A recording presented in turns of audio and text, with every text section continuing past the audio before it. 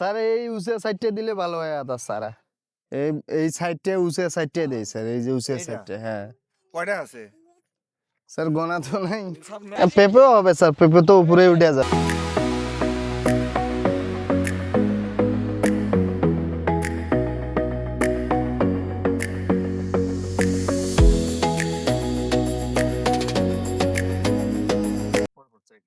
এই কটা আর তো কোদাল দিয়ে কোপ দিয়ে উল্টাই দেন সে পরে নিরেই দেন কোদাল দিয়ে কোপ দিয়ে উল্টাই দেন কোদাল দিয়ে কোপ দিয়ে উল্টাই দেন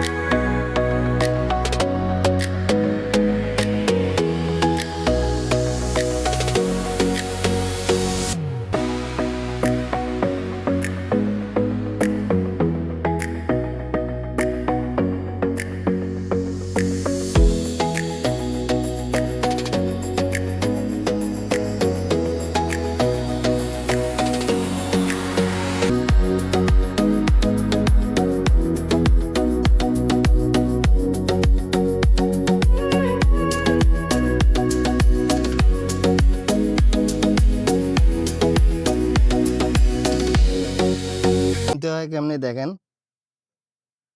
হালকা উপরে দিতে হবে বেশি তলায় দিলে পচায় যাবে এই কারণে আদা হালকা উপরে দিতে হবে সামান্য একটু ঢাকা থাকলে আদার গাছ বাড়াই হয়ে যাবে শেষ হয়ে গেছে এখন এখন আমরা হলুদের চারা লাগার জন্য অন্য জায়গায় ব্যবস্থা করতেছি আমরা সেখানে এখন যাব যে হলুদ লাগার ব্যবস্থা করব কলা গাছে ভিডিও করেন কলা গাছ থোর বাইরে হয় না শুধু কলা বাইরে হয় আইয়ে যান এই যে দেখেন শুধু কলা বাইরে হয়েছে আর মগজ বাইরে হয় না তো কলার থোর বাইরে হয় না শুধু কলা বাইরে হয়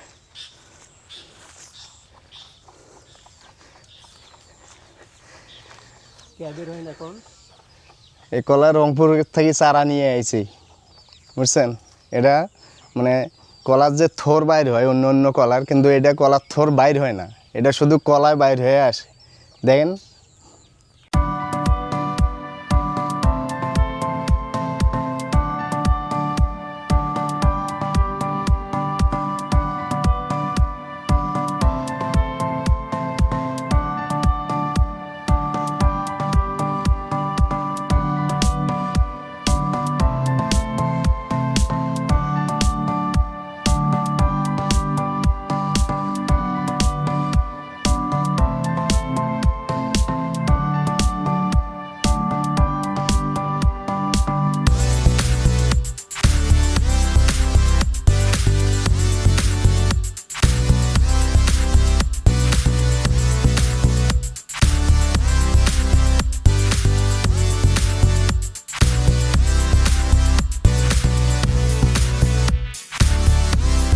দেখেন আমাদের আগের যে পুরাতন হলুদ গাছ